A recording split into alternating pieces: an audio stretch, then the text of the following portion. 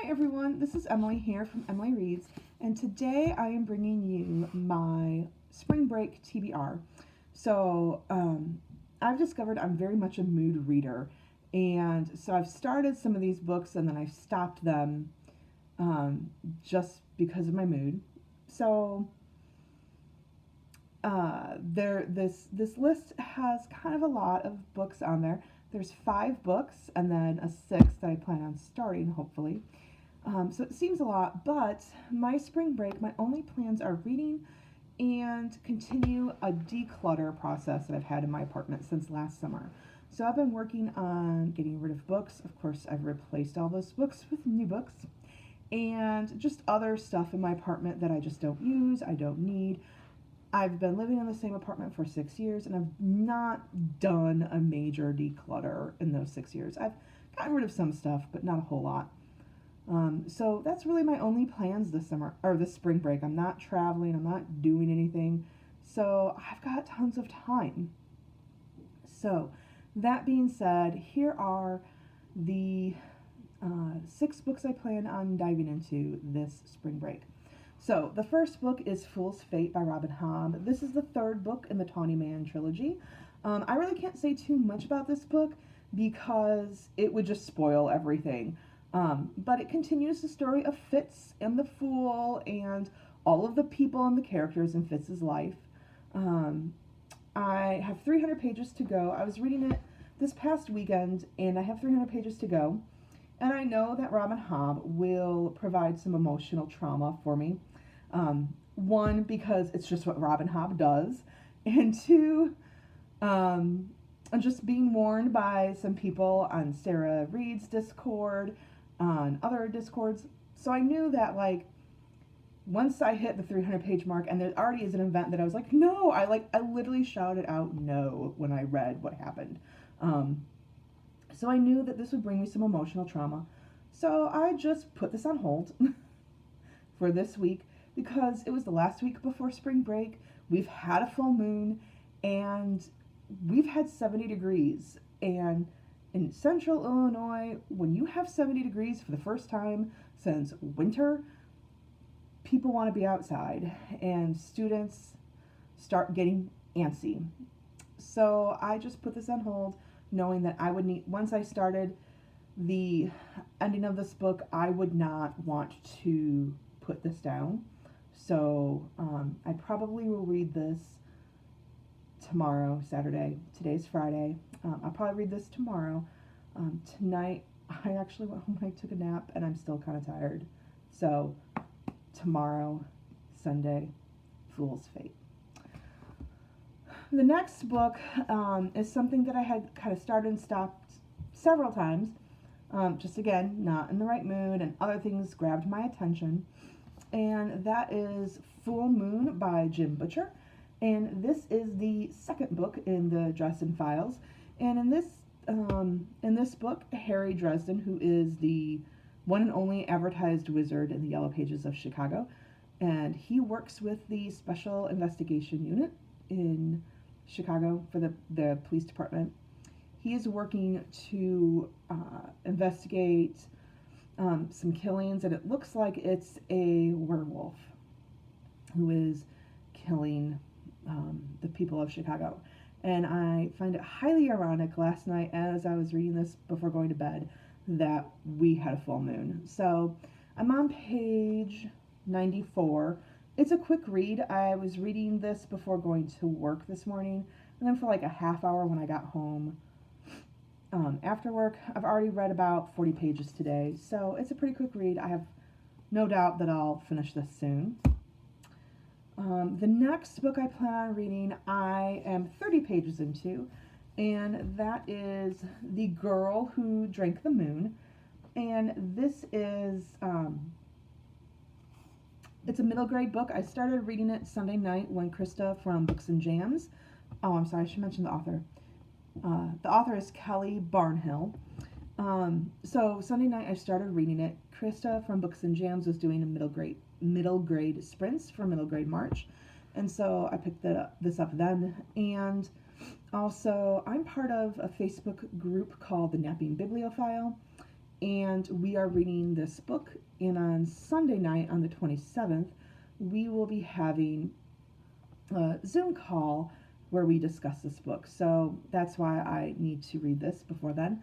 And this book is about the Protectorate, and they leave a baby as an offering to a witch who lives in town. And so, and Zan is the name of the witch, and she will take the babies and give them to other realms, like who adopt them out. And in this case, she accidentally feeds the baby moonlight, and so now this baby has magic. And so now she raises the girl.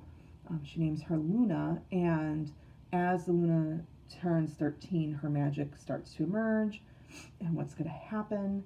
So I'm looking forward to reading this. I've heard really good things about it. It won the Newbery Award. The cover's beautiful. Of course, I know we're not supposed to judge a book by its cover, but I'm looking forward to reading this book. Then the next book, I'm on Act 4 with this, and this is a read-along that I've done terrible on. So Sarah reads very kindly on her Discord, opened up a Shakespeare channel on her Discord after I asked her to, which was very kind. Thank you so much, Sarah. And then I kind of slacked on my reading, but there was one weekend where I was cataloging all of my books and creating a spreadsheet just to get a better track of what I owned, what I've read, what I haven't read, how much I'm spending on books, which is a lot. And I realized, like, I have the complete works of Shakespeare. My father was part of a Shakespeare discussion group, and he had a 5-shelf bookcase, double stacked, of different editions of Shakespeare works. In addition, he had the complete audiobooks of Shakespeare, the Archangel audiobooks, which I took when we broke up my parents' house after they passed away. That's quite a resource that I just haven't been using. And I was an English ed major, but like one thing I've told one of my students today as they're reading Death of a Salesman, and she's really struggling with understanding it, I said, plays are hard to read. Plays are meant to be performed. And so when you read them as literature, like, they're hard to read because it's not natural. You're meant to see it and see the action. And so that's why plays are hard. But I'm about to start Act 4 of Measure for Measure by William Shakespeare. And I've been doing immersion reading, so I'm following along in the book as I listen to it on the audio from the Archangel version. And what's hard with these editions, and these editions are the Yale editions of Shakespeare.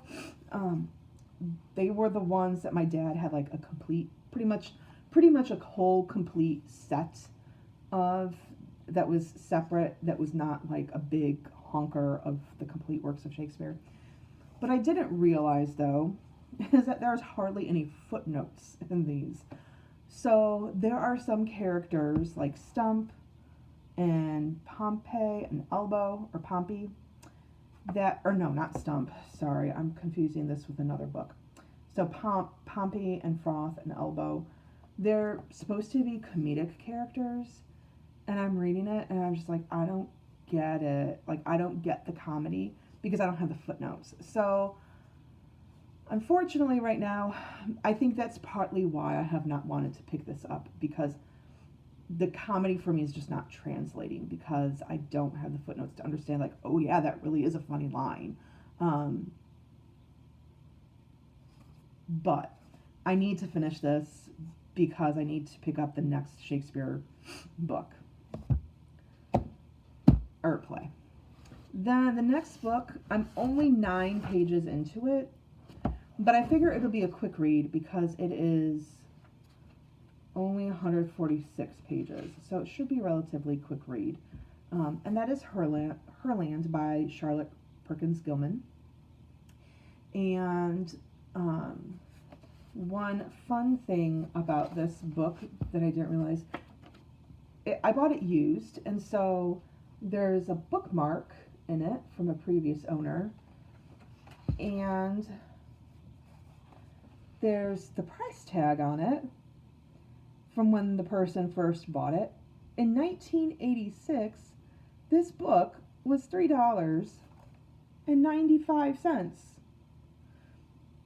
And it must have been like some discount bookstore because it was $3.50. It says our price, $3.56. Like now, this book would be like $17. Go figure that. The last book, and this is I read the first book back in November when the TV series dropped, and then other things took over. So I need to go back to The Great Hunt by Robert Jordan, which is the second book in the Wheel of Time series, and it is a longer book. It is 679 pages, so it is a little bit longer. So that's why I wanted to start it during spring break, get a start with this, and then hopefully that will help me then want to finish it. I didn't want to wait until summer. I didn't want too much time to pass between reading Eye of the World and this. I do know that I'm probably going to have to look up on Wikipedia or something, or some like fan base wiki, just to refresh my memory of some of the events that happened in Eye of the World before I pick this up. So those are my spring break reading plans. Who knows? I might say, forget Herland. I want to read Tamora Pierce. I've been also reading Tamora Pierce's Protector of the Small. That's been a reread for me. It's a middle grade book. They're short, quick reads. I might pick up something else. I have a couple of library books. But my plan is to use spring break as an opportunity to like kind of crank out some books, because I feel like I'm behind on my reading goals. And I mean, I've got summer break. Again, no plans. But I feel behind, so I want to crank out some books. That is what I will be reading. Please let me know in the comments below if you've read any of these books, what your thoughts are on them. Please keep them spoiler free right now because I have not read them. Please comment below, let me know what you're reading. If you like this video, please like and subscribe, and then hit that bell so that way you'll be notified of any videos. Have a wonderful night.